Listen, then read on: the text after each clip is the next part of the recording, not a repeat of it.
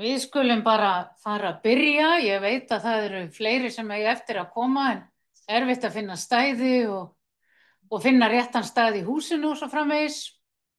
Ég heit Anna Kristín Sigurðardóttir og er prófessor hér við sviðið og býð ykkur sérstaklega velkomin á þennan viðburð og ekki síður velkomin í sögu sem ykkar eru kannski að koma hér í fyrsta sinn eftir að menntavísindasvið flutti hingað og ég get bara sagt ykkur hér eru allir afar glaðir með að vera hér.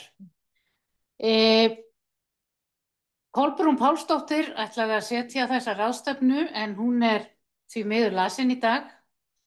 Svo ég fyrir hennar hönd bara býð ykkur hjartanlega velkomin og þessi viðburður, þessi ráðstefna fyrir utan að vera hluti af rannsóknarverkefni sem við ætlum að kynna er annar viðburðurinn í sérstakri fyrirlestra röð menntavísindasviðs sem að heitir Efst á baugi og þið fylgist með þeim auglýsingum. Nú, þetta er þannig, við eru fjölmargir hérna út í kosmósinu og að fylgjast með okkur líka og ég vil líka bjóða þá komin. Við streymum bara fyrri hluta ráðstefnunar fram að kaffi, þar sem eru fyrirlestrar hér í salnum. Eftir kaffi erum við með málstofur sem förum í 3 stofur og þar eru meiri samræður og því er ekki streymt. En við bara förum að vinda okkur í dagskráin, það eru í megindráttum 2 liðir. Við ætlum að kynna, 3 erindi, við ætlum að kynna rannsókn sem að heitir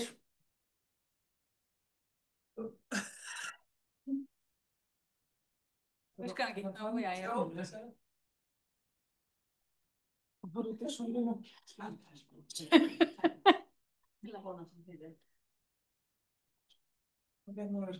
Núna virkar það. Rannsóknin heitir Sjálfbær starfsþróun kennara til að auka gæði náms og kennslu í íslensku og raungreinum með aðstoð myndupptöku í kennslustundum. Þetta er einfalt og þægilegt heiti á verkefninu. En þess vegna köllum við þetta bara SÆG-verkefni. Þetta er verkefni sem er styrkt af Menntarannsóknasjóði og er í beinu framhaldi af rannsókninni Kvint gæði kennslu á Norðurlöndum og megin niðurstöður hennar, hvað varðar íslenska hlutann, birtist í þessari ágætu bók hér sem að ég freistaðist nú til að setja hér upp á fyrstu glæru, þó hún tengist ekki beint þessari rannsókn, en hún er til sölu hjá Háskólaútgáfunni. Verkefnið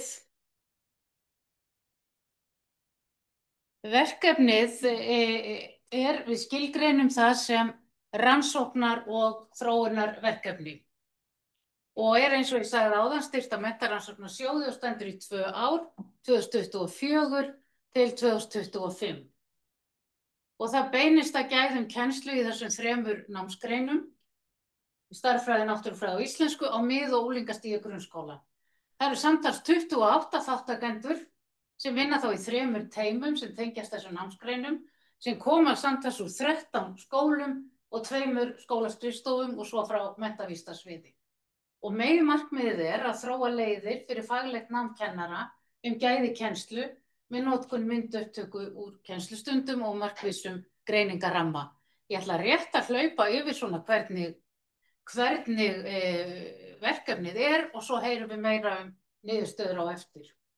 Við byggjum auðvitað á svona þessum, eins og ég sagði, niðurstöður úr Kvint og kenningum og hugmyndum gæði kennslu og eins og hann birtist í þessum Plató-greiningaramma sem að metur gæði kennslu í 4 þáttum, faglegar kröfur, stigskiptur stuðningur, framsetning og notkun námsefnis og svo aðstæður í skólastofunni.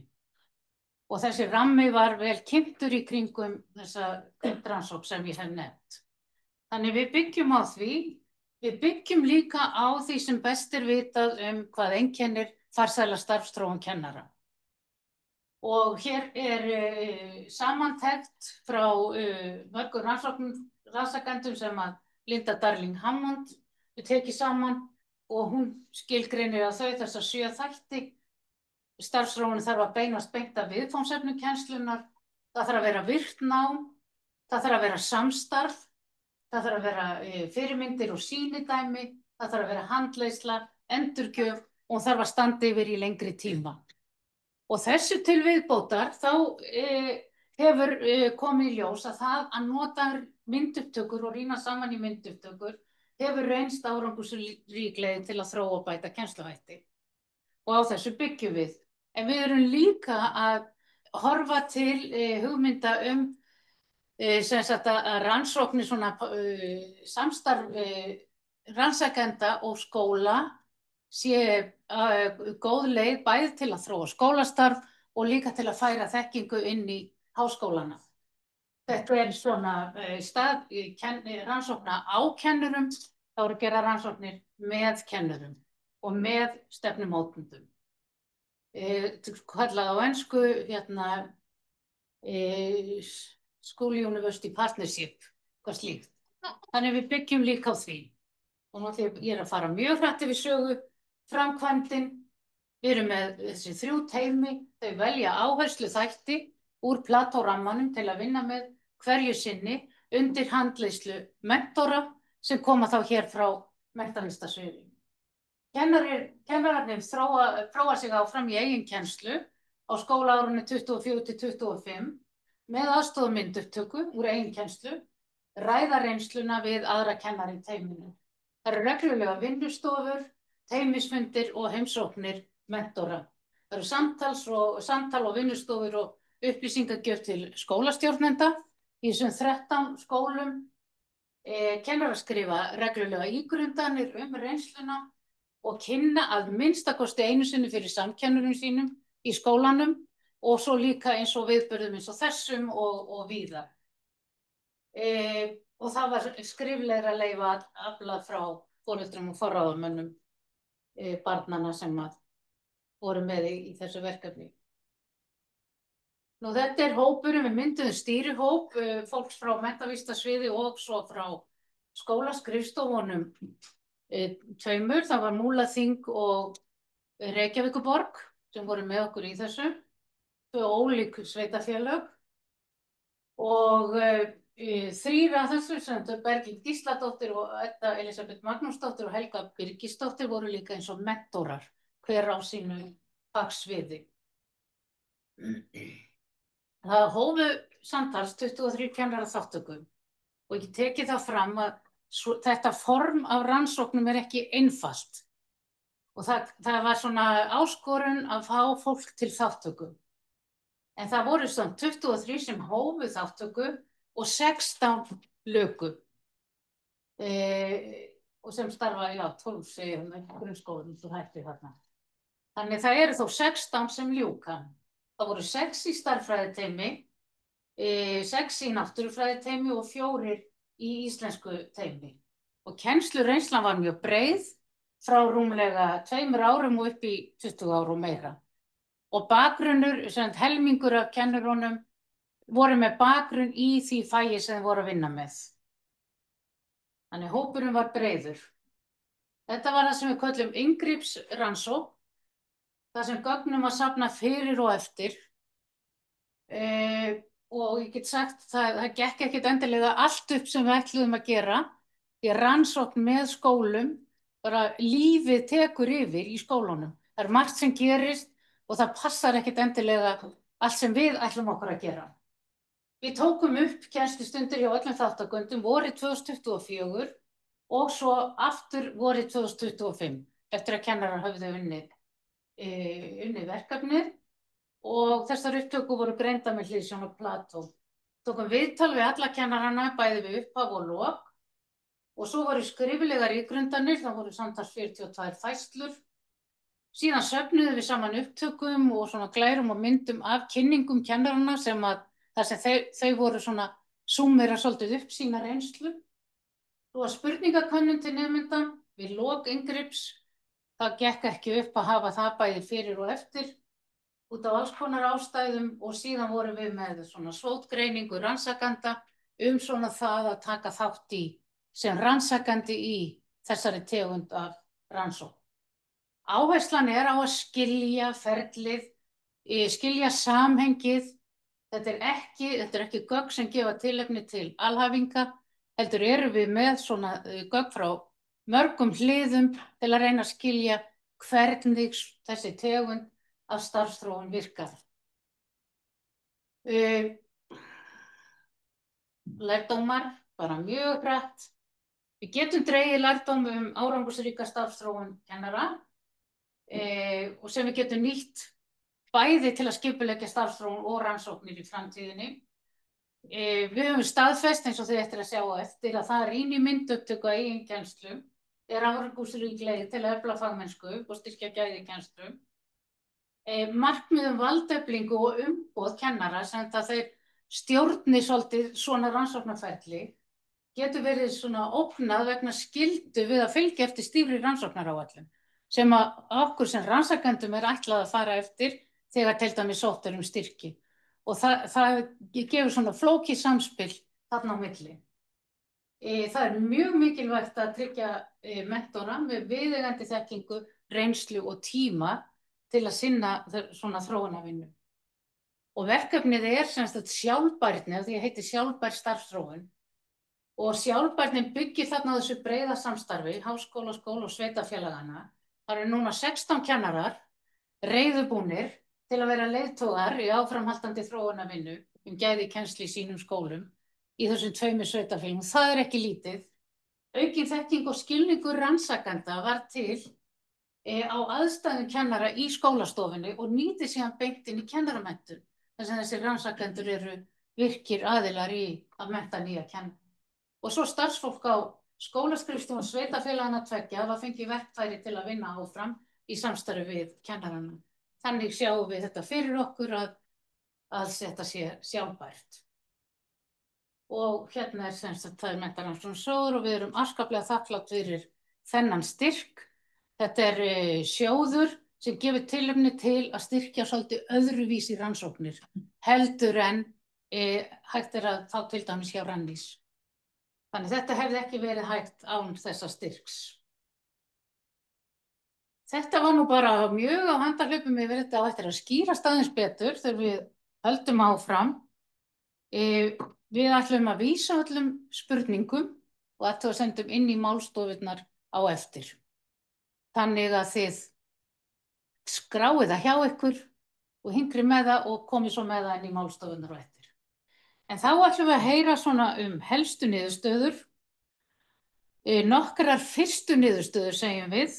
Það enn verið að vinna svona úr gögnunum og við eftir að halda því áfram. Og þær ætla að kynna, það Berglind Gísladóttir, Edda Elísabet Magnúsdóttir, Helga Birgisdóttir og Svava Pétursdóttir. Þær eru allar hérna við menntavísindasvið og þær ætla sem sagt að kynna niðurstöður og koma svo bara hver á eftir annarri. Gjörðu svo vel.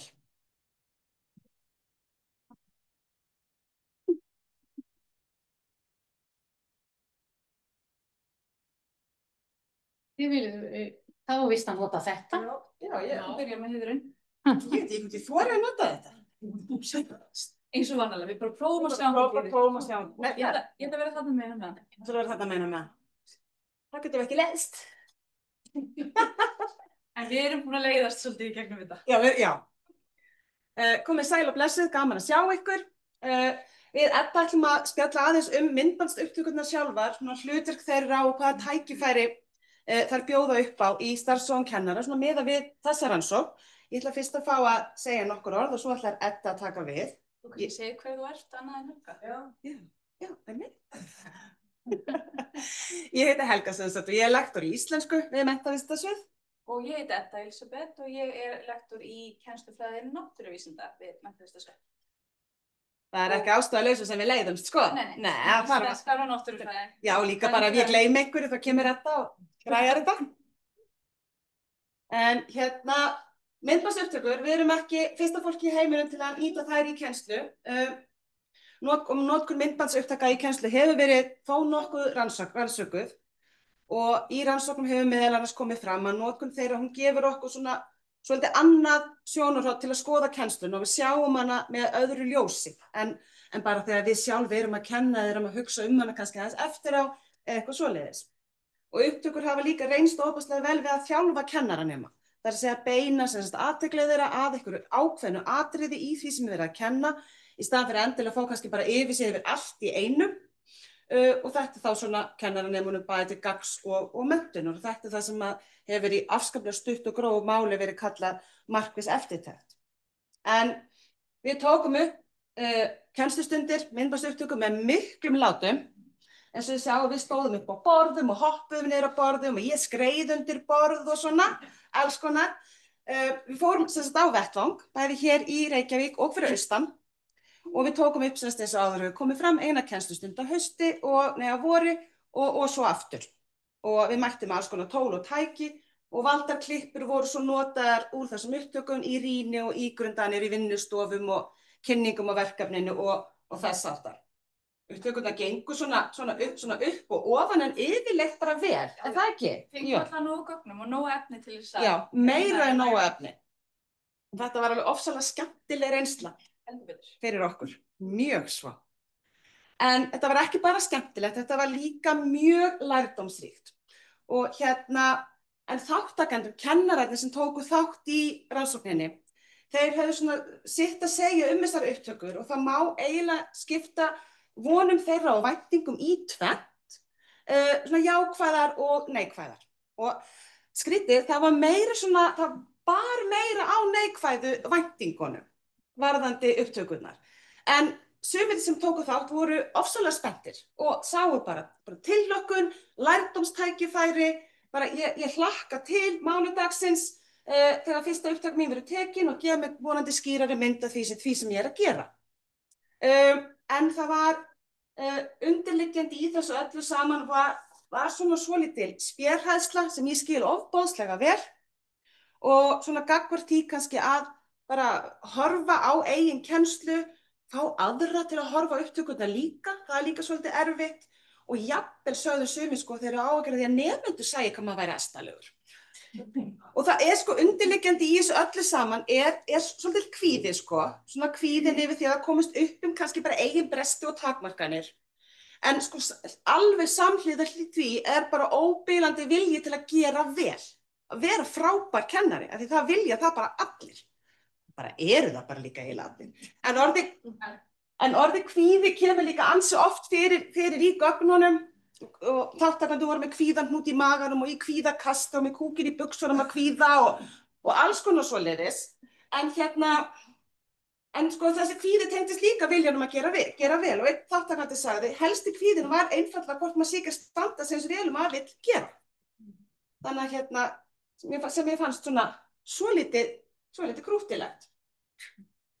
Já, var þetta meira. En kennarar mátu líka gagnsemi upptakana og hvernig þeim fannst þetta allt og svoleiðis og mat kennara á notkun myndbandsupptaka til að efla gæði kennslu sinnar er á heildina bara mjög jákvætt. Það geta? Algjörlega. Og ég var búin að spyrja líka mínar konur þær voru sammála þessu. Já, það ekki? Þess nerstu þarna er þitt fólk. Já, mitt er lengst út í sal.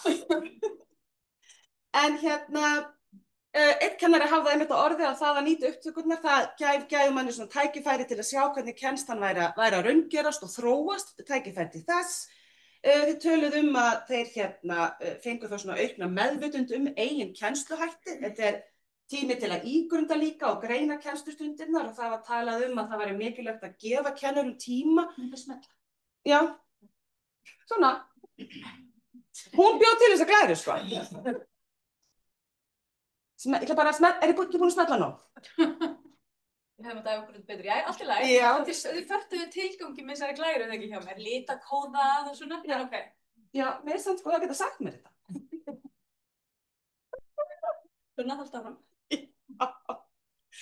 En sem sagt, og kennarar töluðu líka svolítið að það væri mjög gott að hafa skýr markmið með kennslunum. Að það er eitthvað sem kæmi skýrt fram í upptökunum að þessu nauðsynleg og mikilvæg markmið með kennslunni eru að setja sig þau og hafa þau mjög greinileg.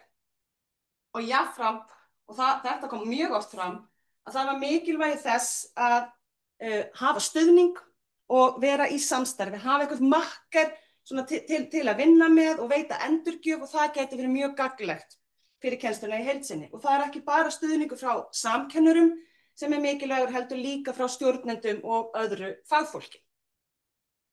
Þannig að, sjá, á ég að ýta meira núna á þessari? Það var rosa flott hjá þér. Já, ok.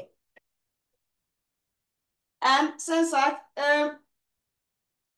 þátttakendur upplifðu það alveg að það væri svolítið erfitt að horfa á upptökurnar og stundu jafnvel svona okkurlítið pínlegt, en upplifun mjög margra var hins vegar ofboðslega jákvæð og þeir tölum að þetta hefði gengið kannski bara betur en þeir bjuggust við.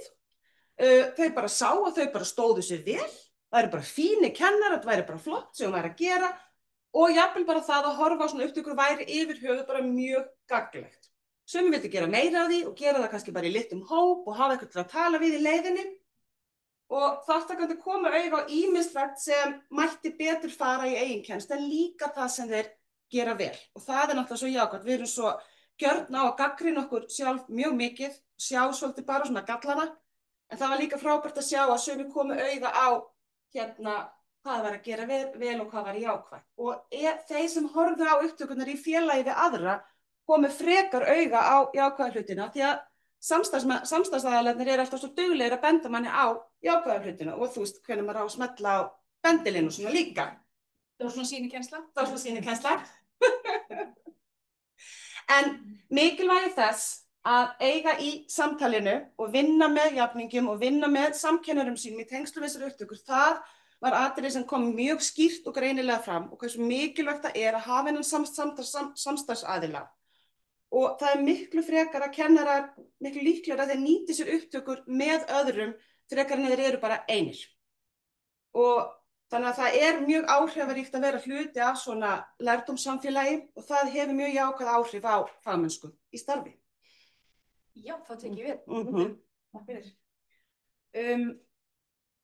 Ég ætla að halda aðeins áfram með ákveðna þætti sem að flestir okkar kennara kíktu sérstaklega á með stuðning við Plato-rammann sem að þetta verkefni byggir mjög mikið á, sem að Anna Kristín sagði okkur aðeins frá áðan.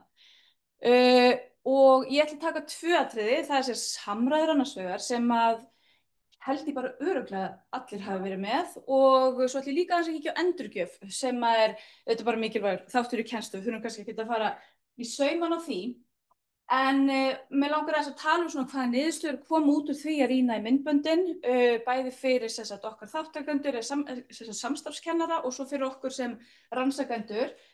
En ef við tökum svona, summurum aðeins hvað Plato er að spurja í tengslum við samræður, að þá spyr Plato þann sem rýnir, hver eru viðbrögð kennarans við hugmyndum nemenda? Og hvernig er kennarinn að bregðast við? Er hann að bregðast við mjög yfirborðslegan hátt almennt? Já, einmitt, akkurat, flott og svona. Eða er hann að byggja upp aðeins dýpri umræðu, reyna að fá meira út úr nemandanum? Svo ef þetta er svona, þessu stilt upp svolítið á skala frá svona mjög mikið af góðum dæmum og yfir í minna eða engin dæmi. Þannig að þetta er svona viðmiðin sem við höfum og kennararnir sem að nýta sér.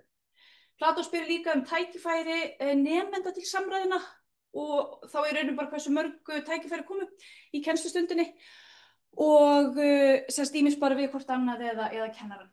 Og þá eru að kanna voru bara engar samræður eða voru mörg tækifæri fyrir djúpar og flottar samræður og svo allur skalinn þið vitið á milli. Svo þetta höfum við til viðmiðunar og kennararnir.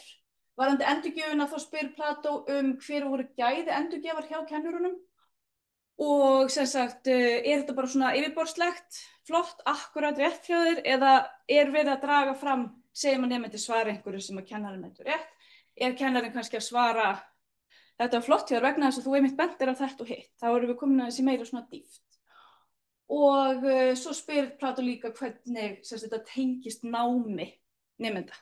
Er hugsunin að er þetta hjálpa nemendum að dýpka skilning endurgjöfin eða bara til að gera verkefnin betri?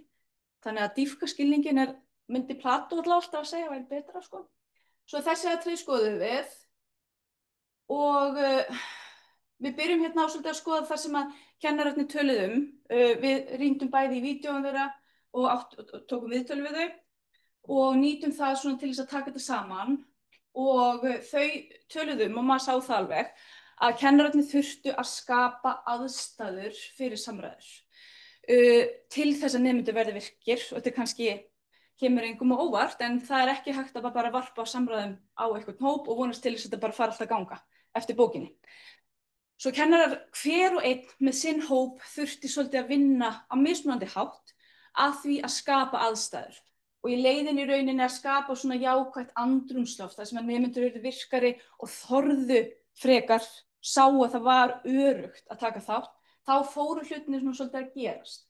Kennarar töluðu að sjá vitsmunalegri samræður oftar, þar sem að nemendur eru kannski að reyna að beita þekkingu sín í einhverjum raunverulegum aðstæðum, tengja við eigin reynslu.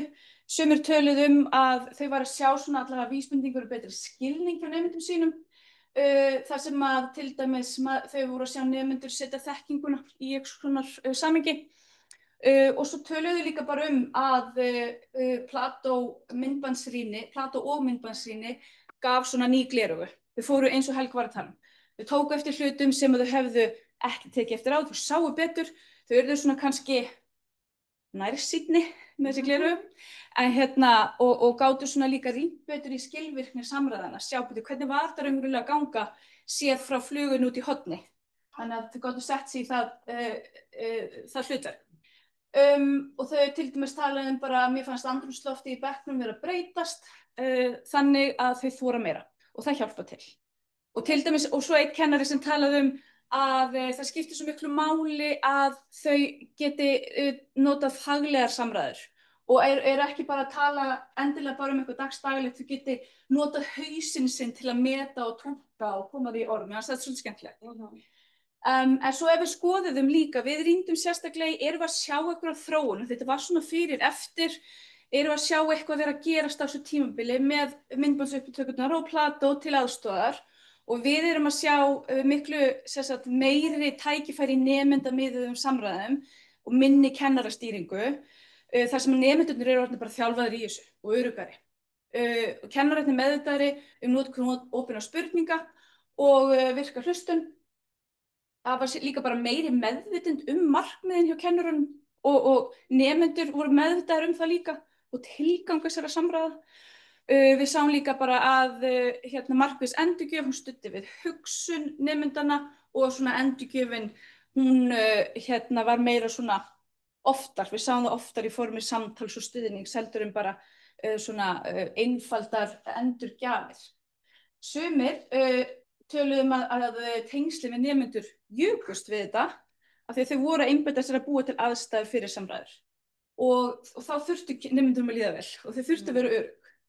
Og svo töluðu líka langflest að þau voru farin að beita fjölbreyttari verkefnum og fjölbreyttari spurningarformum. Þannig að það var áhugavert að sjá svona að skutla sem gleraugun á sig fyrir þennan tiltekna þátt, það fór ýmislegt að gerast. Og ef við skoðum aðeins endurgjöfina þá sáum við sérstaklega þegar við vorum að rýna vídeóin að kennarar sem veittu góða endurgjöf þau voru að byggja mikið á svörum nemenda og reyna svona aðeins að draga fram röksemda færslur. Hvöttu nemendur til að útskýra með einn orðum og líka bara sína skilning á því að það getur verið erfitt að útskýra. Ég skil einmitt, þetta svolítið flókið, en þú ert á réttri leið vegna þess að. Tengdu við fyrir að nám, tóku dæmi úr daglegu lífi og það var mjög gaman að geta séð þetta í upptökunum. En kennararnir töluðu líka bara það er oft skortur og tíma sem gerir það verkum að maður er kannski bara svolítið flýta sér að segja já, það var rétt hjá þér, ok, höldum áfram. Og þá sögðu þau, já, það getur verið svona endurgjöfin verið kannski verðlausari þá. Það er bara líka áskorun, mér finnst þetta gott að gefa góða endurgjöf, þú veist, það þarf að vera meining á bak við orðin, ég get ekki bara talað eitthvað fluff og í froðu. Ég tengi alveg 100% við þetta. Og svo tóku þau líka alveg eftir hjá sjálfum sér að stundum var þetta kannski svolítið svona stutt og ekki alltaf fyllt eftir betur. En það sem okkur fannst svo frábært þegar kennarar voru að gefa þessu gaum og taka eftir þessu, það er það sem ég ákveð, það er lærdómurinn, það er já, herðu, ég þarf bara að segja aðeins meira, þá kannski miklu meiri dýpt og gagnsemi í því sem ég er að segja við nemendum mína. Svo að þetta voru þau niðurstöður sem við Helga ætluðum að segja ykkur frá og næst á dagskrá er Svava Pétursdóttir og hún ætlar að tala lærdómsferlið.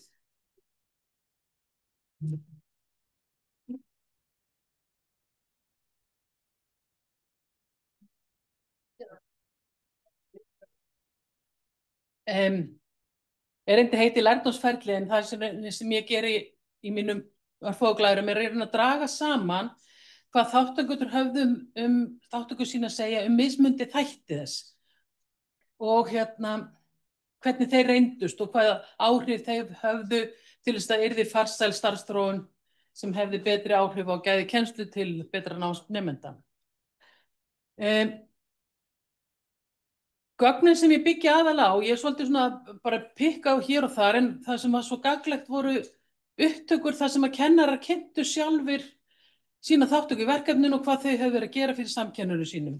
Nokkur þeirra voru tekin upp og það urðu alveg ofsalega dýrmætt gögn, því að þá eru þau búin að draga saman hvað þeim fannst þetta í rauninni og taka það út.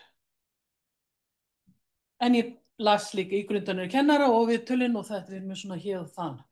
Já. Þarna er verið að tala vinnustofunar og teymisfundina. Það voru semst vinnustofur 4 sinnum yfir tímabilið og þetta eftir svona snemma og það sem greinlegt hvað það að vera í samfélagi við aðra kennara að tala kennslu gagnlegt. Hún segir, ég kom bara tilbaka svona full bara hugmyndum og pælingum og vangavelt og ýmsu sem langað, að huga, þá í minni kennslu.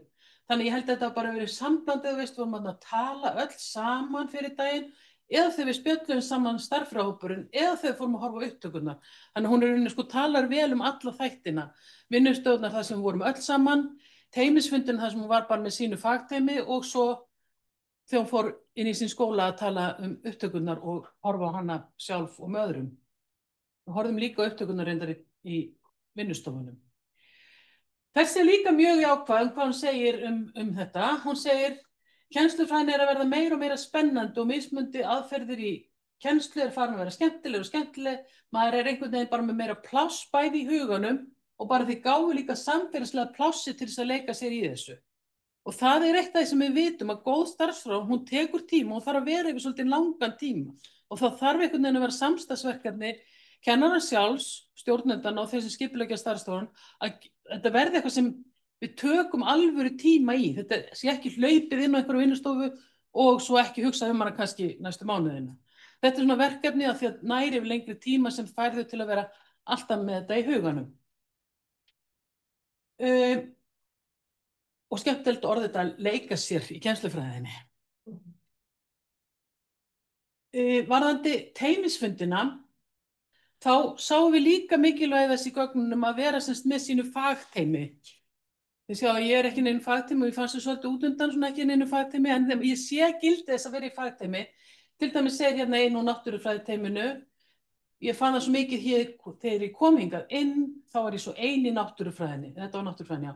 Og núna þarna bara á þessum fundi var þetta fyrsta sinn sem ég fæ almennilega speglun, þannig að hún greinilega í fyrsta skipti að setjast niður með öðrum náttúrufræðikennurum og tala kennsluna sína.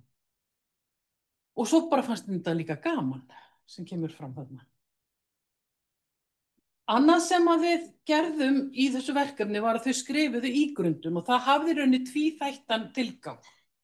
Í kennaranáminu öllu eru alltaf að vinna mikið með ígrundun, að fólk sé að skrifa það sem það að takast á við í kennslunni, nú ég að tala aðalum þá kennarnema sem eru á vettvangi, en í þessu verkefni hafði það líka þann tilgang að við fengjum gögn hvað þau voru að hugsa. Þarna einn kennarinn á verkefninu að tala ígrundanir við sinn kennarahóp og hún segir, maður bara alltaf með þetta hér og bendir á höfuð á sér og svo segir hún, nei, en maður samt ekki alltaf með þetta hér. Viltu endurtaka þetta sjálf í þessu? Leið maður fyrir að skrifa þetta niður, þá bara það náttúrulega betra, því að þá getur þú leitað í það aftur og lesið það yfir og notað til þess að hugsa áfram kennsluna þína. Og hún segir, enda það það sem ég tók út úr þessu. Það gott að ígrunda af því að þá gerir það kennslunum mína betri.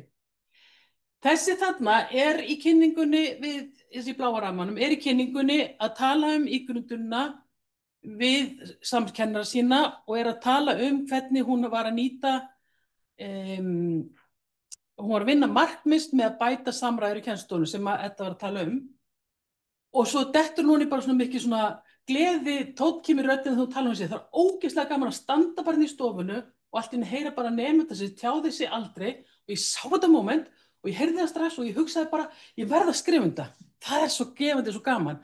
Þannig að þú veist, mér fannst þetta svo ánægilegt þegar maður er búin að vera að pína fólk til þess að skrifa ígrundun og við báðum þau helst að skrifa sko einu sinni í mánuði. Það reyndist mikil áskorun og ég held að engum hafi tekist það, en það voru samt dýrmætt þeir sem tóku sér þann tíma, bæði fyrir sig og fyrir okkur að fá upplýsingar hvað þið voruð að hugsa í þessu verkefni. Og þarna segjum þetta bara, mér var svo frábært og sko, það gerðist eitthvað frábært, hún fann þarna augnablik þar sem hún fann að þessi starfsþróun var virkilega gefin árangur og fyrsta hugsunum var ég verið að skrifa þetta niður. Mér fannst það svona sigur fyrir verkefni að við höfum þetta ígrundun inn í þessu. Annað sem einkenni á faglegri, farsælli starfsþróun, nú ég vísa til þessum Anna var að tala um langi listi yfir allt sem einkenni farsælli starfsþróun, meðal annars þarna handleiðsla. Og það var svolítið hlutverk mentorana í þessu verkefni að vinna með þeim í teimunum, kynnast þeim, heimsækja þau, gera upptökurnar, ræða við kennslu.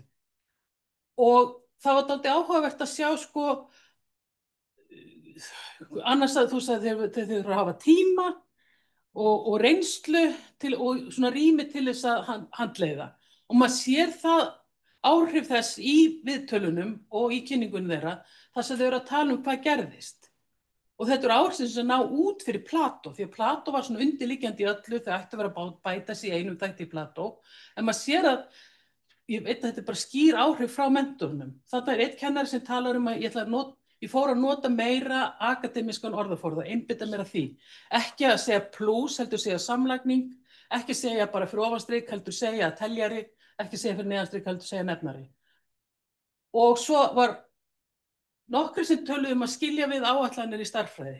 Áætlanir í stærðfræði er eflaust eitthvað sem þið mörg þekkið, það sem bara svona vikuskammtur og þú bara vinnur einhvers staðar einn í þínu horni að einhverjum vikuskammti af dæmum og byrja mentorinn að róla þarna eitthvað út í horni, að sem sagt, það ekki gott, því að það sem sagt, það að vera einn að vinna út í horni, þá tapar þessum gæðaþætti kennslu sem samræðan. Ef við erum að vinna saman einhver verkefni, þá erum við að tala saman, kennarinn við nemendurnar og nemendurnar við kennarana. Annar kennari tók það líka upp og hún hætti að leyfa nemendum að hlusta á tónlist við vinnuna. Og þar sama elementi í gangi, að því að ef þú ert með heyrnartól og ert að vinna, þú ert sannarlega að vinna, en þú ert með eitthvað sem truflar þig, en þú ert líka útilokaður frá umhverfinu. Ég að reikna eitthvað, vandræðum með þetta dæmi og kennarinn við hliðina á mér útskýra fyrir öðrum nemenda, en ég heyri það ekki því að ég komin í minn eigin heim. Þú ert ekkert með og heyrir heldur ekki öðrum nemendum og getur ekki spurt, þá þú ert bara svona einhvern veginn búin að setja þig í kassan. Og svo voru líka þó nokkur þeirra sem myndust á, sem var alls ekki markmið þessa verkefni, að það hafi gefið þeim hugrekki til að fara út fyrir bókina. Notuðu það orðalag sem ég veit ekki endilega hvað þýðir, en það þýðir eflaust að kenna öðruvísi heldur en að bókin sé bara að stýra.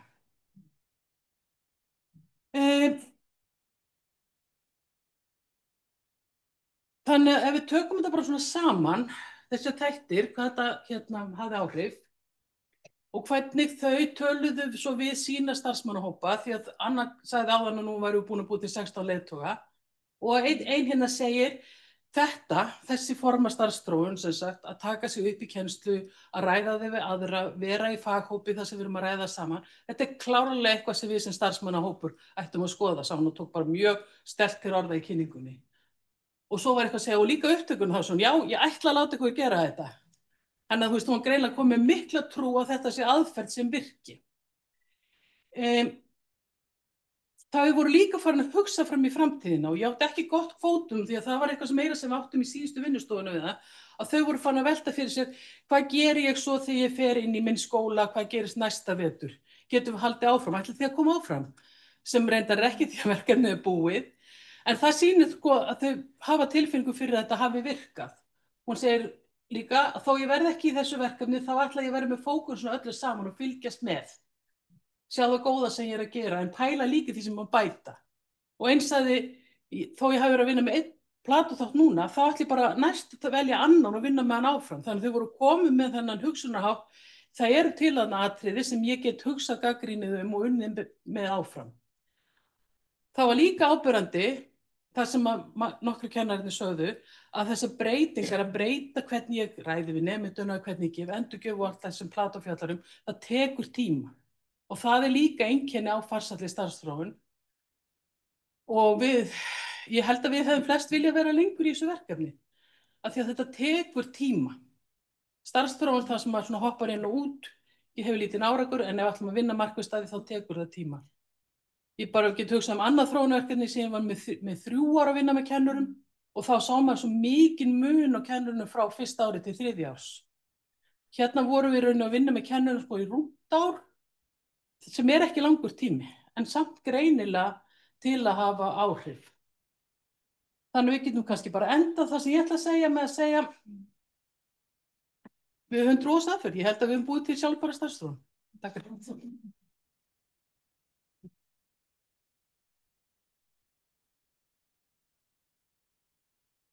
Takk fyrir Svala. Komið sæl, ég heiti Bergný Gísladóttir og dósent hér við Menntavísindasvið og einn af þátttakendum í þessu verkefni, þar segja ég einn af mentorunum sem starffræðihópinn og áður en ég byrja að segja frá þessu, þá langar mig bara að segja hvað búið að vera gaman fyrir okkur líka rannsakendur að vera þáttakendur í þessu verkefni og mér langar sérstaklega minnast á, ég veit að var ekki alveg að sérstaklega minnast á að þetta var svo óbúslega gaman að vinna með skólum líka út á landi. Þetta var alveg nýtt fyrir mér að koma inn í litla skóla sem var kannski samkennt í og þetta var algjörlega ný upplifun. Ég þótti þetta óbúslega gagnlegt, bæði fyrir kennarana og fyrir okkur hér. Þannig að ég ætla bara að þakka ykkur öllum fyrir þessa þátttöku. Þetta var gefandi og skemmtilegt. En svo ætla ég að tala náttúrulega um eitthvað allt annað. En ég ætla að tala gæðukennslu eða hvernig nemendur mat nemenda á gæðum þessara kennslu og nú eru kennararnir líka allir að sjá þetta í fyrsta skinn þannig að þetta gríðarlega spennandi, gríðarlega. En allavega þá í auknum mæli hefur verið að nýta mat nemenda á gæðum kennslu í skólum, það er að segja bæði kennarar, starfandi kennarar leggja þetta fyrir nemendur sín og þetta hefur líka verið notað í rannsóknum, til dæmis í kvindrannsókninni þá vorum við með þessa spurningakönnun sem við lögðum fyrir alla þátttökuhópa og svo unnum úr því og fá svona einhvern veginn sjónarmið nemenda og því sem að gerast í kennslustofunni. En ég vil samt hafa smá fyrirvara á að nemendur eru náttúrulega allan á sig hjá kennurum og hafa allt öðruvísi sýn á það sem að gerast, klárlega. En við skulum alveg hafa það í huga að þeirra mat byggir ekki á einhverjum faglegum gæðum kennslu, heldur byggir mat nemenda kannski meira á hvernig þeim líður kennarann, hvernig þau upplifa það sem í gangi, en ekki endilega að þau geti sett punktinn á gæði kennslu. En þetta vissulega eitthvað sem gott að hafa í huga og gott að nýta með öðrum mælingum á gæðum kennslu eins og bara áhorfum eða bara árangursmati. Þetta gott með. Ég svona að reyna að koma því að þetta gott með. En allavega, það var lögð spurningarnir fyrir alla nemendur í þátttökubekkjum, þar að segja kennararnir lögðu þetta fyrir hjá öllum, þetta var nafnlaust, þannig að þeir hefðu átt að geta svarað þessu bara nákvæmlega eins og þeim leið og þeir voru beðnir að meta svona upplifun sína af kennslu þessa kennara.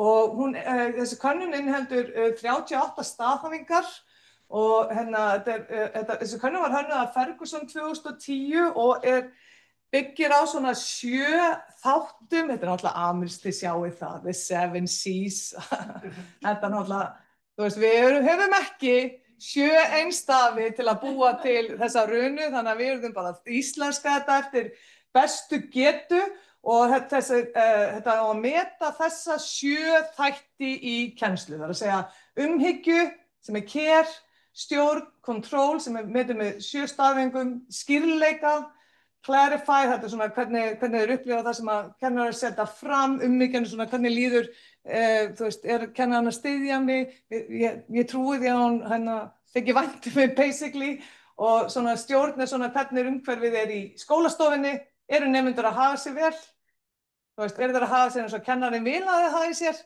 sem allt annað, það kemur ekki eins út og svo kemur áskorun og ég ætla að tala svolítið það vegna þess að það tengir svona svolítið því sem við höfum verið að vinna með í vetur og svo áhugi og þáttaka sem að ég hef eiginlega ekkert gott íslensk orð til þess að fyrir þetta konför. Þetta tekur svona svolítið á svona, veit ekki eiginlega lýðræði í skólastarfi, þú veist, hversu mikið fæ að leggja til það sem verið að gera og þannig.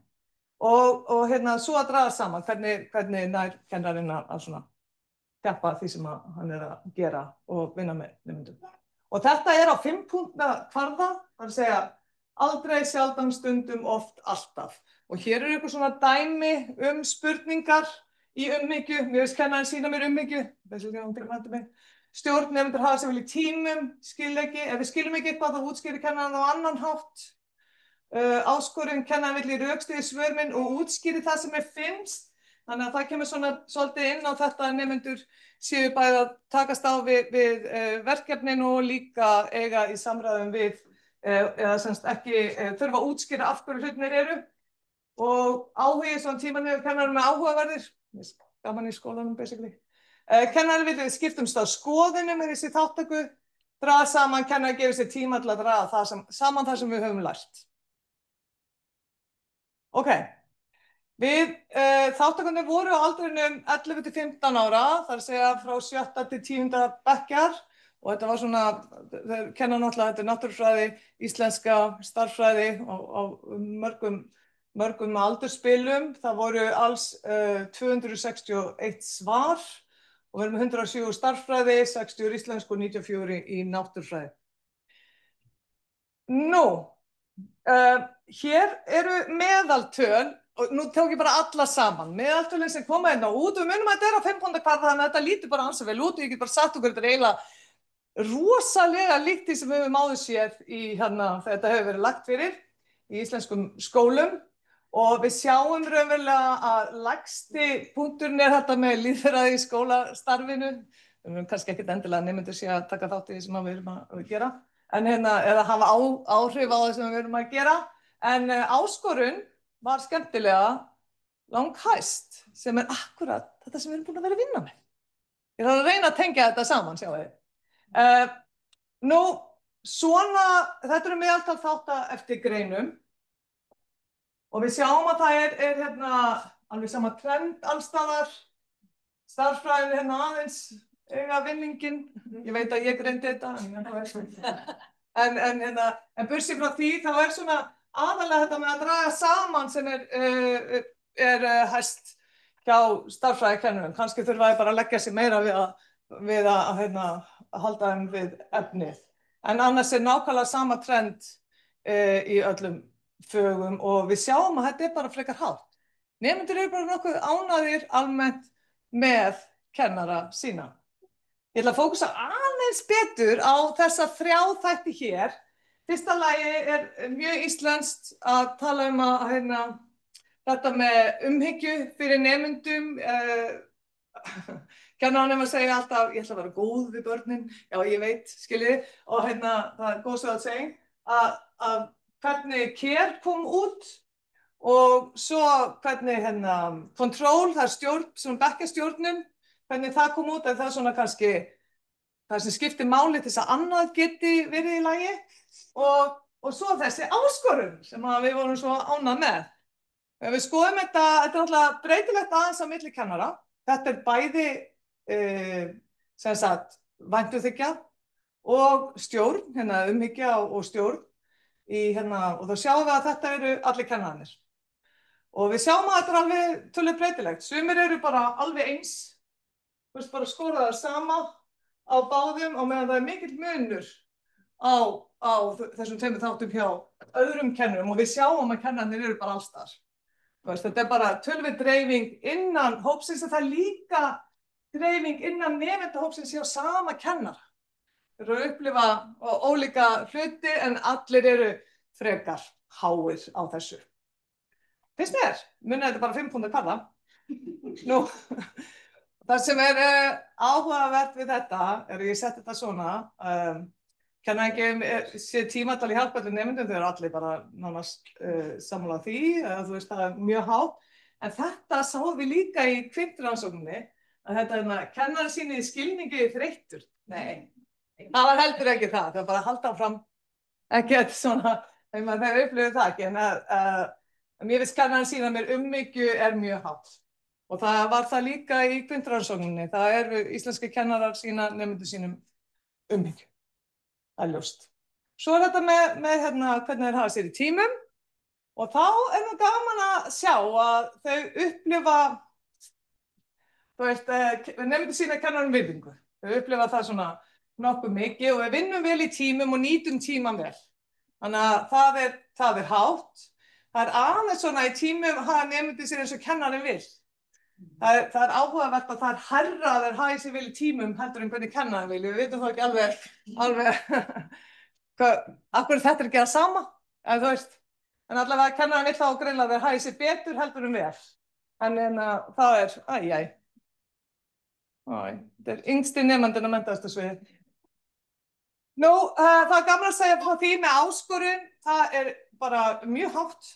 Það er þetta eru allir kennararnir, hvernig það dreifist, það er svona smámuni, hvernig nemendur upplifa það innan bekkjarins, en almennt þá er áskorun há og þetta er þessi þáttur sem tengist kannski mest því sem við erum búin að vera að vinna með í þessu verkefni og kennarar geta bara verið nokkuð glaðir og við getum verið glaðir með þessa útkomu og við sjáum að þetta liggur allstaðar frekar hátt. Nemendur ætlast þess kennarinn ætlast að nemendur leggja sér alltaf fram, það er bara mjög hátt. Og þegar nemendur svara spurningum kennarinn spyrja að rökstyðja svör sín, en það kannski vilja sjá þetta aðeins hærra en samt er þetta mjög flott. Í tímum lærum við að læra þetta villur í verkefnum okkar, við lærum vel í tímum, það er allir saman á því. Og kennarinn notar spurningar til að athuga hvort við skiljum það sem hann er að kenna. Og það er svona það sem við vorum að vinna með til dæmis með off-take í samræðum. Það er að segja að við vinnum með hugmyndir nemenda. Þannig að það kom bara mjög vel út hjá öllum kennurunum. Já, sko. Nú, akkur ættum við að vera að gera þetta. Þessi spurningakönnun getur vissulega verið svona gagnlegt viðbótartæki og gagnlegt kannski fyrir kennara að leggja þetta fyrir í sínum nemendahópi til að fá ykkur svona endurgjöf á það sem hann er að gera en það er samt rosalega mikilvægt að vita það að niðurstöður úr svona mati nemenda byggja oft svolítið á vinsældum kennarans, hversu vinsæll er þessi kennari, hversu skemmtilegu finnst nemendum hann vera og raunverulega hversu vel þeim líður í tíma. En þetta er vissulega gott að nota með öðru og gott svona umræðu tæki milli kennara. Segjum að ég legg þetta fyrir og Marie leggur þetta fyrir og svo getum við velti fyrir okkur hvað er að koma út og svo getum við velti fyrir okkur hvaða starfshættir eru sem að ýta undir svona áhuga og virkni nemenda. Þannig að þetta getur verið gagnlegt. Og ég hvet ykkur bara til að prófa að leggja þetta fyrir ykkar nemendur og sjá hvað kemur út. Og svo líka að þá upplifa nemendur líka að við séum að hlusta á þeirra raddir, sem er náttúrulega mikilvægt. Þau eru í tíma hjá okkur alla, þú veist, 5 daga vikunar í 9 mánuði ári eða eitthvað. Þannig að þú veist, það er gagnlegt. Já, takk fyrir.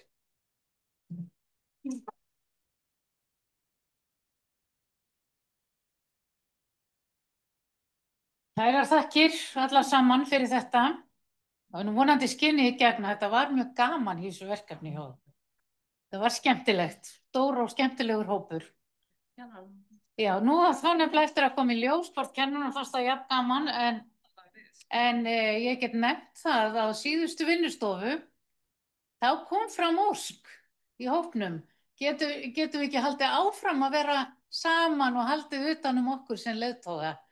Sem að mér finnst vera bara frábær spurning og sýna hvernig þau græddu hvert á öðru. Þau komu frá svona ólíkum skólum sem Múlaþingi, mest litlir skólar, ekki alveg þó, og svo nokkrir kennarar úr Reykjavík líka. Og það gaf bara verkefninu mjög mikið að stefna þarna saman ólíkum hópi og rannsakendirnir líka. Þær voru ekkert endilega vanar að vinna saman áður.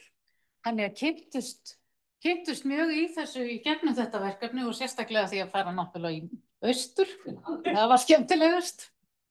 En sko við eigum eftir svona nýta þetta betur saman og eitt af markmiðum verkefnisins eða eitt sem við ætlum að gera er að setja fram svona ráðleggingar til yfirvalda og stjórnmála hvernig góð starfsþróun ætti að vera skipulögð. Og við höfum séð mjög vel, það er ekki nóg að hafa þennan lista sem ég sýndi ykkur eins og tékklista, það þarf að vera ákveðin einkenni innan hvers þáttar. Það þurfa að vera allstaðar gæði. Það er ekki hægt að ætla að hlaupa yfir eitthvað. Þannig að við eigum eftir að nýta það betur saman og vonumst til að geta haft svolítið áhrif. En nú er semst komið að því að heyri í kennurunum og ég vona að þeir verði jafn glaðir með þetta eins og hinnir, en fram að kaffi ætla 3 af kennurunum að segja frá sinni reynslu og síðan eftir kaffið verður farið í málstofurnar og ég sýni ykkur staðina hérna á eftir, þar sem gefst tækifæri til að ræða miklu betur þetta og þar verða allir kennararnir í hverju teymi sem tóku þátt og fara svona svolítið öðruvísi í hlutina og ræða svona betur saman. En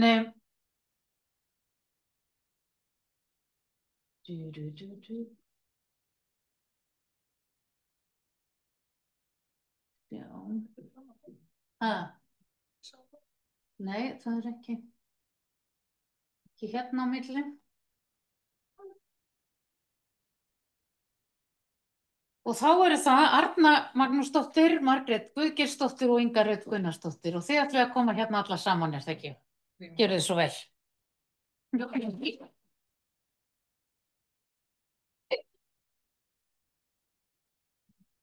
Komið. Hvað gerir svo? Ég tek bara. Já, getur nú Þetta bara. þetta. Það er kynna sín nánar sjálfar.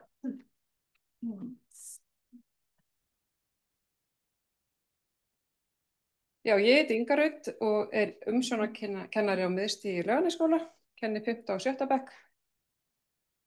Í mínu teymi höfum við verið að þróa okkur aðeins áfram með teymiskennslu undanfarið. Við erum þá 2 sem að kenndum starffræði, 2 íslensku og 1 í náttúrufræði og vorum með 115 nemendur á meðan á þessu verkefni stóð. Mér varst tilvalið að taka þátt í þessu verkefni þar sem við erum að vinna með leiðsagnanámið í Laugarnesskóla og svo vissi ég að ég hefði líka aðeins meiri tíma þar sem að ég var þá ekki að kenna íslensku og náttúrufræði. Við í starffræðinni ákveðum að vinna með samræður í skólastofunni og endurgjöf. Við lögðum áherslu á að virkja bæði samræður milli nemenda innbyrðis og okkar kennarana og nemenda og samhliða þessu ætlum við að veita þá stöðuga og greinandi endurgjöf sem að myndi nýtast nemendum í náminu. Samræðuhlutinn fór vel á stað, enda vorum við orðnar mjög meðvitaðir að hugtakaskilningi barnanna okkar hafa verið að hraka á seinustu árum og við vorum farin að svona aðeins undirbúa það. Við byrjum sem sagt alla kennslustundir bara á orðadæmum og þrautum, létum spjallfélagana vinna saman og útskýra svo fyrir bekknum hvað þau voru að gera og svo var ég svo heppin að samstarfskona mín sem kenndi með mér stærðfræðina, vorum 2 í stærðfræðinni, hún var farin að þróa sig áfram með hugsandi skólastofu og þetta fléttaðist mjög vel saman. Við vorum farin að setja upp svona litlar töflur út allt og láta það vinna saman í hópum. Stundum sem uppbrot og stundum heila kennslustund en samhliða því vorum við líka alveg að nota kennslubækurnar. Þarna var strax gaman að sjá hvernig bara sjálfstraust nemendanna jókst og þetta voru ekki nemendurnir sem áttu von á myndi taka vel í þetta voru heldur frekar þessi sem voru aðeins tilbaka, þessi sem náðu ekki að halda athyglinni og höfðu minna sjálfstraust. Þau fóru strax þátttakendur í tímanum meira. Á meðan þessir kraftmiklu sem að héldu að vera ótrúlega góðir alltaf og ótrúlega fljótir með áætlanir og svona, þau voru ekkert rosalega sátt við okkur fyrst. Það var enginn að fara að svara neinu nema þeir vissu alveg á kristaltæru hvað svarið væri og svolítið veikleikamerki að fara að giska eitthvað þarna. En leiðsagnanámið og umræðinu mistökin komu strax sterk þarna inn og það tók smá stund en okkur tókst svona að telja þeim trúum að mistök væru geggjuð, annars gætu þau ekki lært og eftir það fór að myndast svona traust í hópnum sem var svona það mikilvægasta til að byrja þessa vinnu.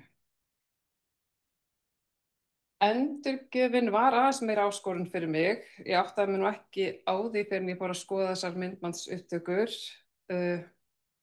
Ég var bara meira að labba á milli og bara segja bara já, réttu þér, flott, eitthvað, gerði svo ekkert meira.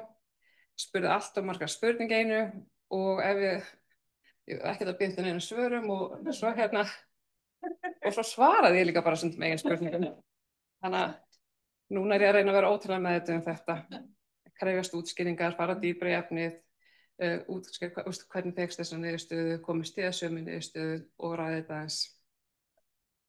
Þannig að gefa þeim ekki svörin. Reyna alltaf bara að svara spurningu með spurningu. Og bara passa mig líka hvernig ég leiðrétti ekki röngsvör. Það er náttúrulega skemmtilegast í heimi þegar þau komast öll að einhverju vitleysu og svona hjálpast svona að í áttina að fá svo rétt svar og komið þetta traust í hópinn.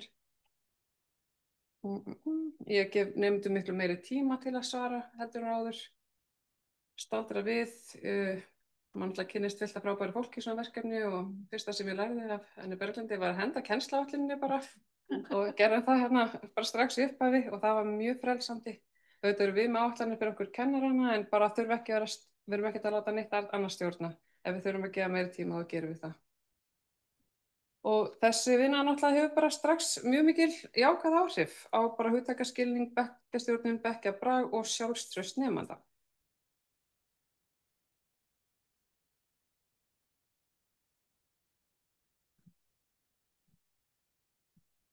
Það voru heilmiklar áskorunir allavega í upphafi og þetta eru þetta tímafrekt. Og þá sérstaklega að bara finna kennsluefni sem hentar svona vinnu. Og svo væri ég líka ein í mínu skóla sem var í þessu verkefni. Ég held að þetta sé svona fyrsta verkefni sem ég tek þátt í og ég sá bara að þessi tími var að fara að gagnast mér vel. Þannig að ég tók það alveg í sátt og nú er ég að byrja annað ári og þá er ég að nota heilmikið þannig að maður vinnur sér bara í hægum í því. Og þar aftur að vera ein í skólanum, þá var ég náttúrulega alls ekkert ein, ég náttúrulega bara umkringd fullt af ótrúlega flottu fólki í þessu verkefni sem maður var að tala við reglulega og svo er ég í frábæru teymi líka í Laugarnesskóla og við ræddum mikið málin og unnum saman.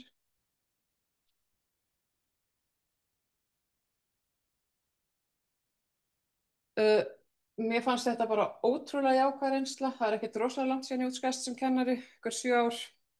Ég er bifvélavirki og sagnfræðingur í grunninn, búin að vinna við allt milli himins og jarðar en ekkert tengst sem tengist kennslinni. Þannig að þrátt fyrir að ég fundi bara að ég væri komin á minn stað þegar ég hóf vinnu í Laugarnesskóla þá vantaði alveg pínu upp á svona faglega hluti og ég vissi það alveg. Þannig að mér fannst svona, já, bara þessi þáttaka og aðhald sem verkefnið gaf mér í grundininn, upptökurnar og sérstaklega þessi kennslurammi hjálpuðu mér að bæta gæði minnar kennslu.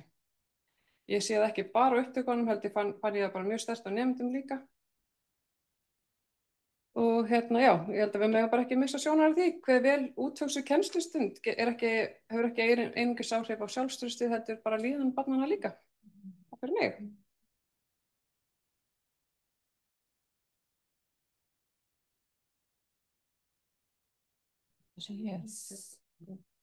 Sæl. Ég er að upplifa alveg svakalega mikið, bara rosa kókrust. Já, ég skal alveg tala og núna bara er púlsinn á fullum. Úrið sagði mér áðan að slaka á. Þannig að ég ætla að gera mitt besta að tala hér. Ég heiti Arna Magnúsdóttir. Ég er kennari í Seyðisfjarðarskóla, þessum gullfallega skóla. Og er að kenna stærðfræði á miðstigi. Þegar þetta er náttúrulega fámenn skóli, kannski gefur að skilja, og þegar ég kem inn í kennslu á miðstigi í stærðfræðinni þá eru allir 3 bekkirnir alltaf saman. Mér fannst það ekki gott fyrirkomulag, en ég svona brekjaðist innan gæsalappa með að fá að hafa þetta eitthvað skipt, þannig í fyrra var þannig að ég var bara með á 2 sinnum í viku saman. 1 sinni í viku voru 5. og 7. bekkur saman og 1 sinni í viku var 7. bekkur einn. Þannig að það strax munaði miklu. Í dag er ég aldrei með þau saman. Þannig að það lærdómurinn sá það bara tuga nógu mikið þá fær maður það í gegn.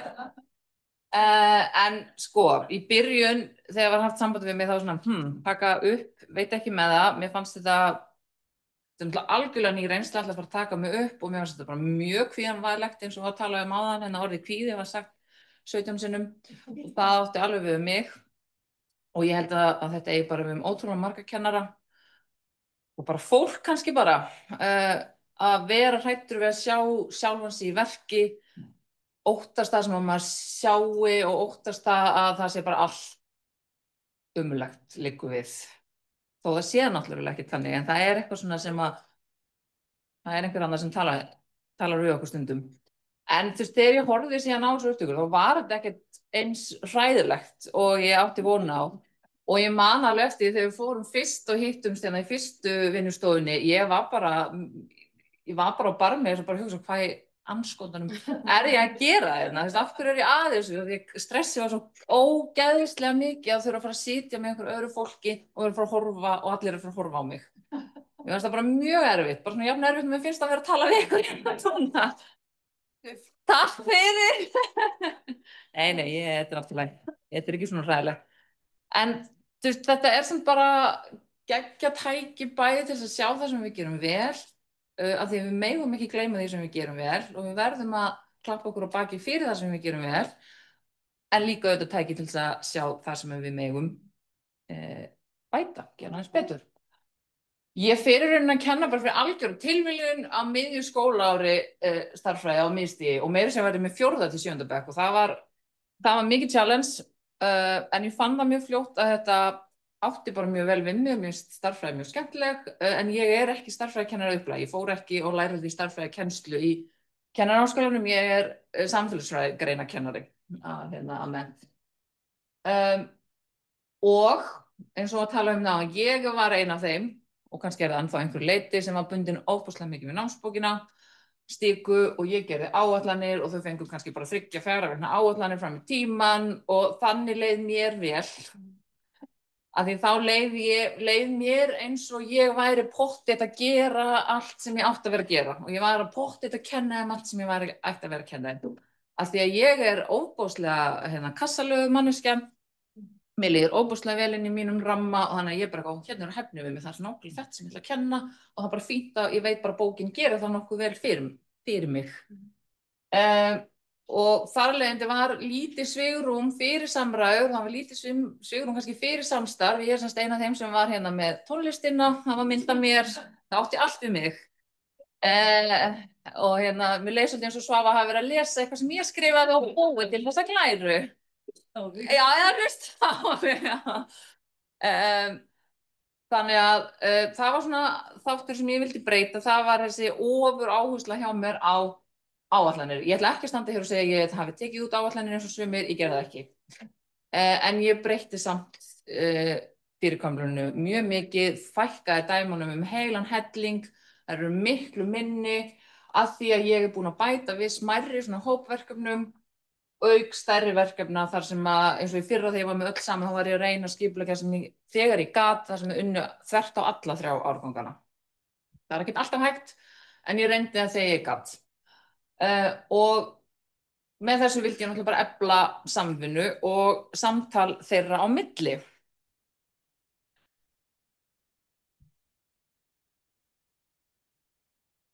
Það hefur verið ótrúlega gaman að sjá bara hvað þessi þáttaka í þessu verkefni hefur haft óbúslega jákvæð áhrif á nemendahópinn sem ég var með.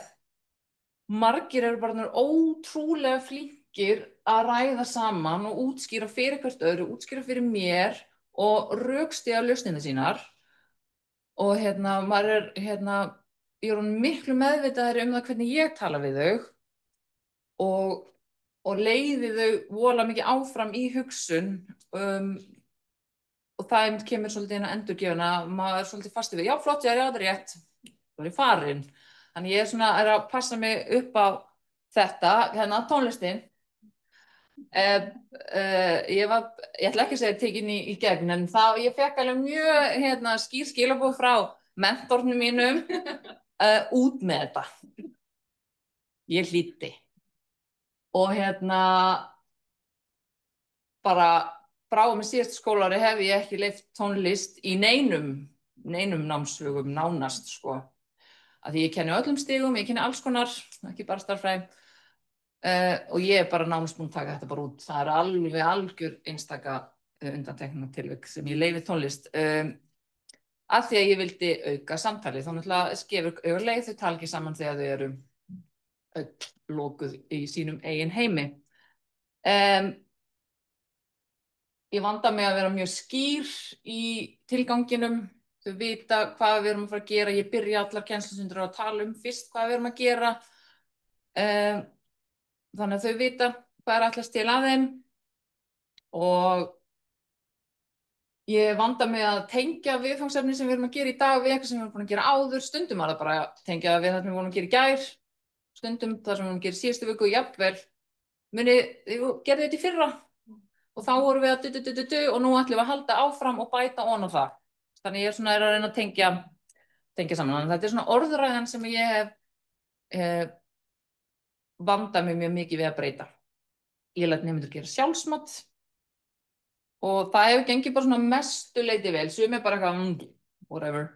En aðrir virkilega nota sér þetta. Og það gefur mér ótrúlega svona gott í hjarta þegar einhver kemur til mig og segir það er hérna þetta og ég er ekki alveg klár á því. Ok, flott, þá skulum við bara rifja þetta upp saman og ég skal hjálpa þér við að reyna að ná betur tökum á þessu. Þannig að það eru vissilega sumir sem eru komin með þannig þroska að geta nýtt sér þetta sjálfsmat. Mér langaði að koma inn á það að við í Múlaþingi fórum í fræðsluferð til Oslo í mars sem var geggjuð og ég er svo ofboðslega þakklát fyrir það þær sem stjórna og stýra öllu í Múlaþingi hafi planað þessa ferð því að þarna fengum við að fara inn í skóla sem er að vinna með Plató og við fórum og horfðum á kennslustund sem hafa verið að taka upp og svo daginn eftir þá förum við bara á kennarafund þar sem að kennarar eru að horfa á upptökur hjá hvort öðru og eru með Plató með sér og voru að meta kennsluna út frá Plató. Og mér fannst þetta svo frábært því að það var svo gaman að sjá hvað öll umræða þetta var svo faglegt, þetta var svo afslappað, það ríkti greinilega mikið traust á milli kennaranna.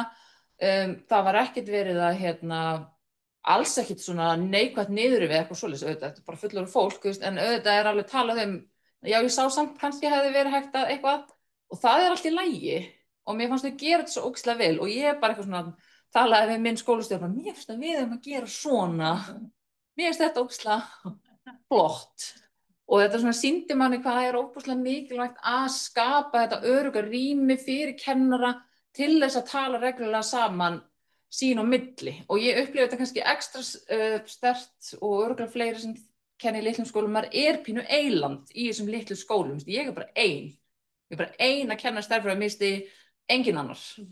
Jú, ég er náttúrulega með stærðfræðikennara á yngsta stigi og ég er með stærðfræðikennara á efsta stigi og ég er náttúrulega með aðra kennara og ég leita mikið til þeirra en ég hef samt ekki svona beint til þess að tala við nákvæmlega það sem ég er að gera og þess vegna finnst mér líka myndbandsupptökurnar svo góðar. Þannig að þetta var ótrúlega góð ferð að fara í. Mér langaði svona áður en ég hætti að koma með svona dæmi nemanda hjá mér sem að bara mjög klár í stærðfræði og það svona hef ekki haft neina áhyggjur af þessu barni hvað það varðar en alltaf verið rosalega inn í sér á ofboðslega erfitt með að koma hugsun í orð og ég heyri ógeðslega illa þannig að ég er kennari sem segir ha 17 sinnum í tíma og leiði ég sagði einu sinni ha þá fór hann í flækju. Þá hélt hann örugglega að ég væri að gefa í skyn að hann væri að segja eitthvað vitlaust. Svo kom inn kennslustund og ég man svo eftir þessu því ég hugsaði þetta líka. Nú þarf ég að skrifa ígrundun og gerði það. Því að það kom ein kennslustund þar sem að allt í einu bara upp úr þurru að mér fannst. Þá var bara þetta barn sem var farin að taka fullan þátt í umræðu, við vorum bara eitthvað að rifja upp hvað við vorum búin að vera að gera og ég bara tók eftir, hann sat einmitt fremst, þannig að þetta var svona ekstra augljóst, hann var bara farin að taka óbúslega mikinn þátt í samræðum, hann svaraði spurningum og það sem mér fannst best var að hann náði að útskýra fyrir mér lausnarleiðina sína. Hann gat sagt mér í fyrsta skipti hvernig hann komst að þessari niðurstöðu. Þannig ég svona, þarna gaf ég mér svona flott Arna, vel gert. Og auðvitað vel gert hann líka. Og þetta var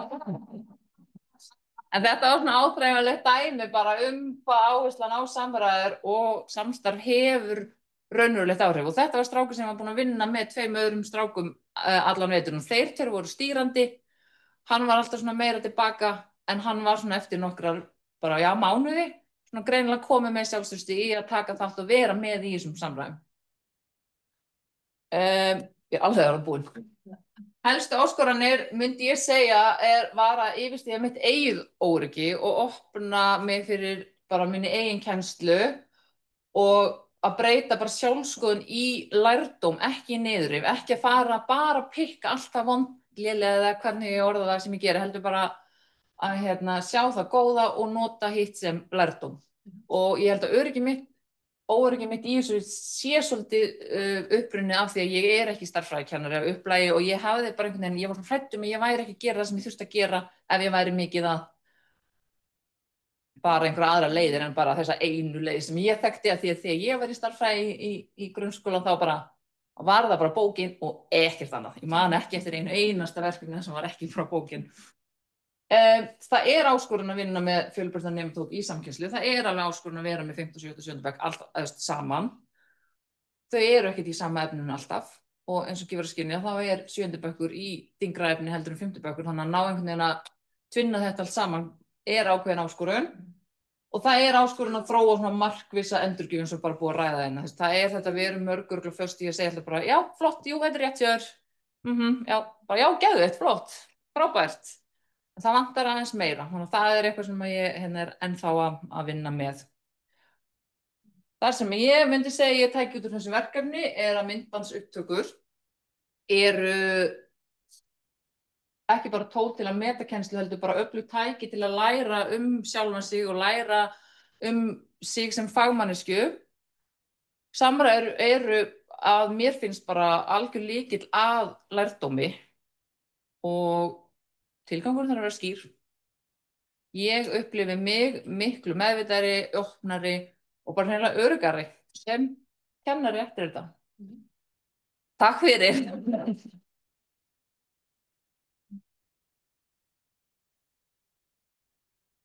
Flott sér. Takk fyrir. Já, komið sæl. Ég heiti Margrét og ég núna aðstoðarskólastjóri í Fellaskóla í Múlaþingi, semst í Fellabæ. Ég núna að kenna bara stærðfræði með því, en á síðasta skólaári þegar við vorum í þessu verkefni þá var ég líka að kenna náttúrufræði á öllu unglingastiginu og ég hef verið eiginlega viðloðin við kennslu að ná mjög miklu leyti í leik- og grunnskóla síðan 2007 en samt útskrifast ég bara með kennsluréttindi fyrir 2 árum.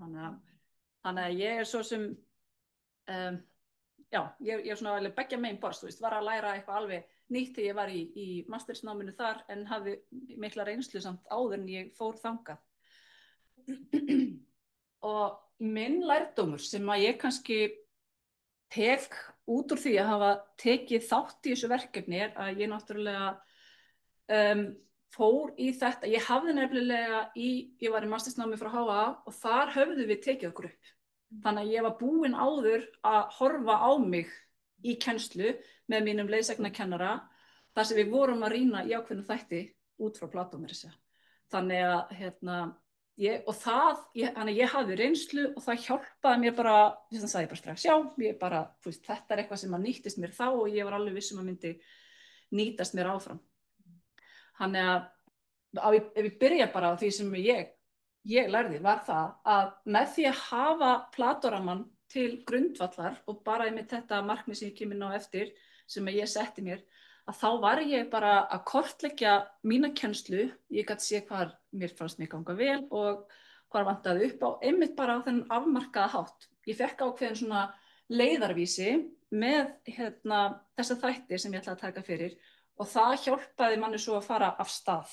Ég var ekki bara að fara að horfa á mig í myndbandsupptöku, ég var að fara að horfa á eitthvað ákveðið út frá einhverjum ákveðnum atriðum sem við vorum að fara að meta. Ég byrjaði með 2 markmið að auka samræður í skólastofunni og að hafa skýran tilgang fyrir nemendur. En samræðurnar tóku algjörlega yfir hjá mér. Tilgangurinn fekk ekki næga athygli, hann var alltaf svona kannski með, en hann varð ekki neitt svona aðalatrið. Ég ákvað þá eiginlega bara þegar að ég áttaði mig á því að ég var ekki að sinna tilgangspartinum nógu vel, að ég ætlaði bara að einbeita mér að samræðunum og taka bara í staðinn smærri og árangursríkari skref gagnvart þeim. Og mér fannst það bara allt í lagi.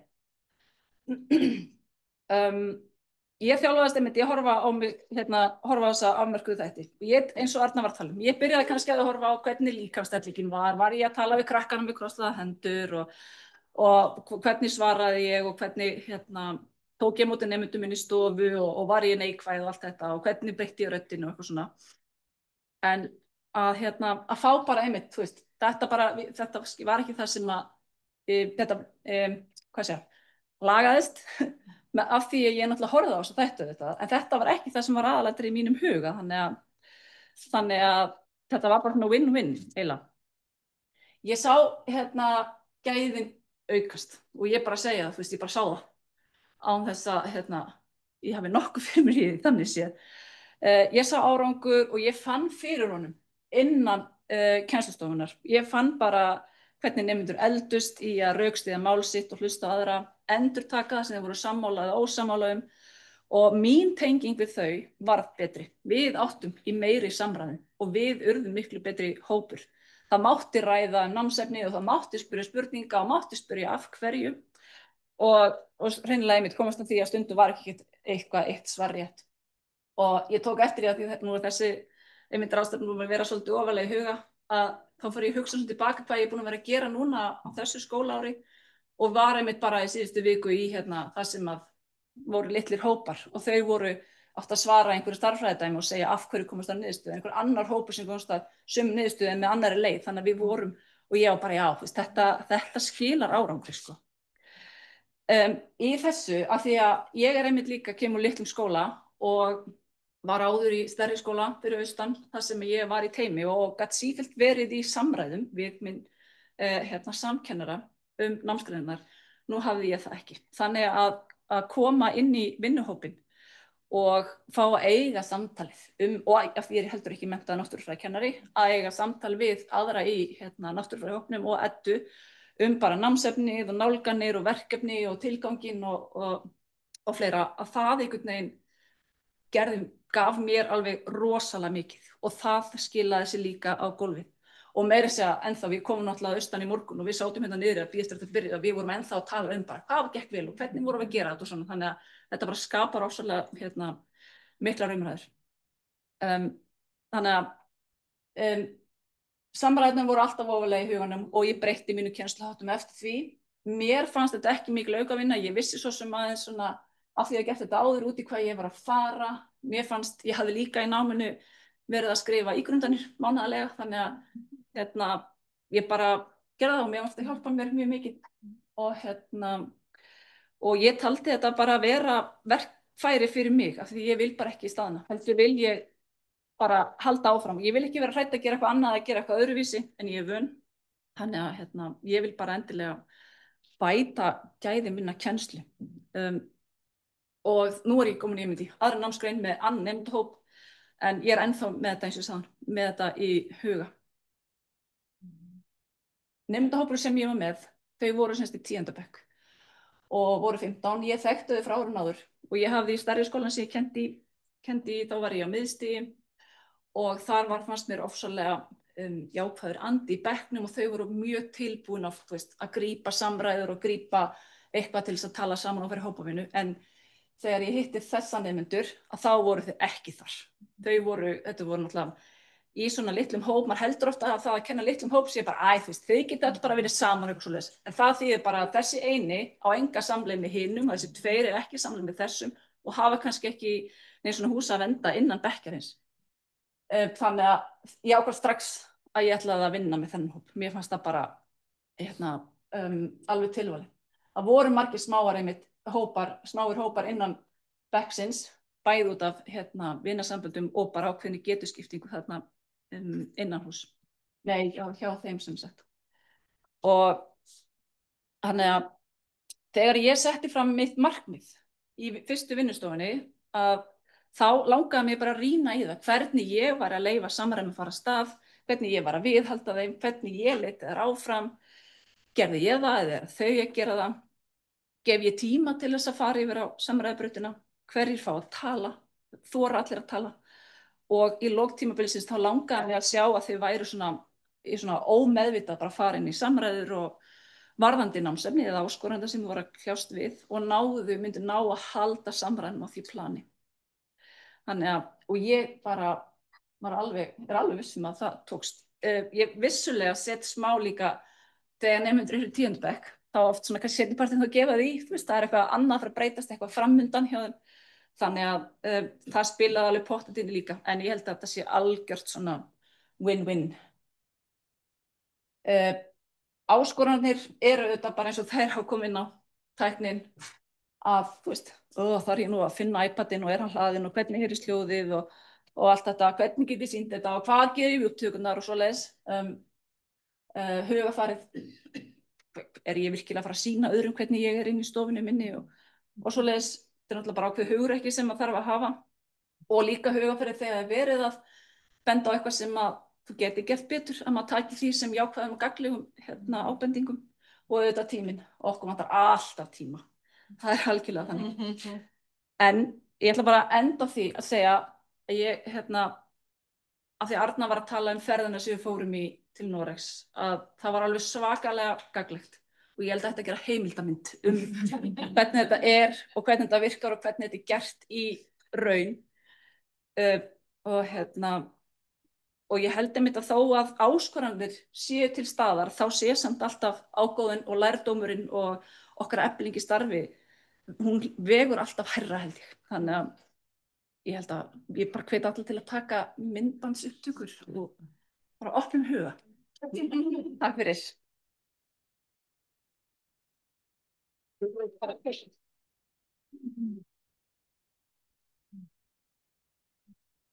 Kærar þakkir allar 3 og það er meira svona skemmtilegt eftir kaffið, bara gaman að hlusta á kennarana og það þarf ekki að minna á það að þetta verkefni beinist að starfsþróun kennara en kjarninn í öllu skólastarfi og í menntakerfinu er skólastofan. Það er þar sem fagmaðurinn mætir börnunum og gæði menntakerfisins hvílir alfarið á því starfi sem þarna fer fram. Og það sem er í kring, ráðgjafakerfið, matskerfið, þarf allt að miða því að styrkja þetta starf. Og þess vegna er einmitt svona starfsþróun svo mikilvæg sem beinist að þessu kjarnastarfi með virkri þátttöku þeirra sem að vinna þarna. Það er ekki einhver annar sem kemur og segir, nema kannski Berglind, svona þarf að gera, heldur er það fólki sem að ber uppi þetta starf. En við ætlum núna að færa okkur hérna fram í þessari skemmtilega sal, ég þreytist ekki á að dásama þetta húsnæði hérna, fá kaffi og köku og já, og síðan eru málstofurnar í klukkutíma og eftir og þetta eru stofurnar íslenska sem verður hér og við sjáum hana Helgu og hópurinn hennar verður hér. Stærðfræðin fer í stærðfræðistofuna 346. Hún er upp á næstu hæð. Ég vona að það sé ekki vandræði að komast þangað. Ég kannski bara ekki að reyna að lappa í hópur. Ef þið eltir Berglindi, þá fer hún þangað. Þetta er hún. Náttúrufræðin er bara nánast hliðin. Náttúrufræðin er á sömu hæð, 3. hæð og eltið Eddu ef þið ætlið að fara í náttúrufræðina.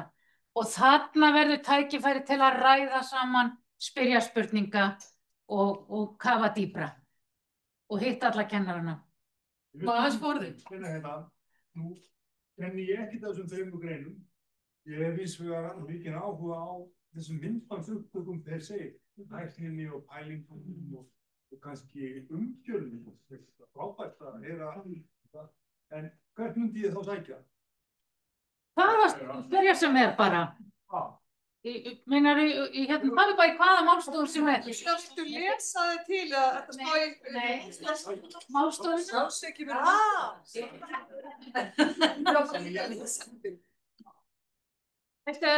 Þú getur farið í hverja þeirra sem er. Það verður umræða nákvæmlega þetta sem að verður í öllum málstofunum. Ég kannski nokkuð saman. Það er líka, þá þetta sé tengist þessum greinum, þá var líka mjög margt almennt, eins og þau heyrðu líka kennarunum, þau voru að kenna fleiri greinar. Það voru ekkert margir í hópnum sem bara kenndu greinina sína. Það voru einstaka. Og svo voru einstaka sem að voru, svo tóku sjálfbærnina svo alvarlega, að þau reyndu að stækka hópinn með því að... Það að segja? Já, ég ætla að segja eitthvað. Já. Standa hjá mér á meðan. Já. Mér langar bara að taka eitt augnablik að þakka Önnu Kristínu fyrir. Þó við sem við þá var það í rauninni Anna Kristín sem að prjónaði upp þetta verkefni, skrifaði umsóknina, fékk okkur til samstarfs, 4 ár úr ólíkri átt og blanda okkur saman á ýmsa hátt og lét okkur vinna saman og rak okkur áfram. Rak okkur áfram með harðri hendi, dregur okkur upp í sumarbústað til að setja þar á náttfötunum og skrifa. Elda fyrir okkur mat. Þannig að þú veist, það er ekkert lítið að stjórna svona verkefni, setja það á stað og fá allt fólki saman með. Þannig að mér langar bara takk fyrir Anna Kristín og klapp.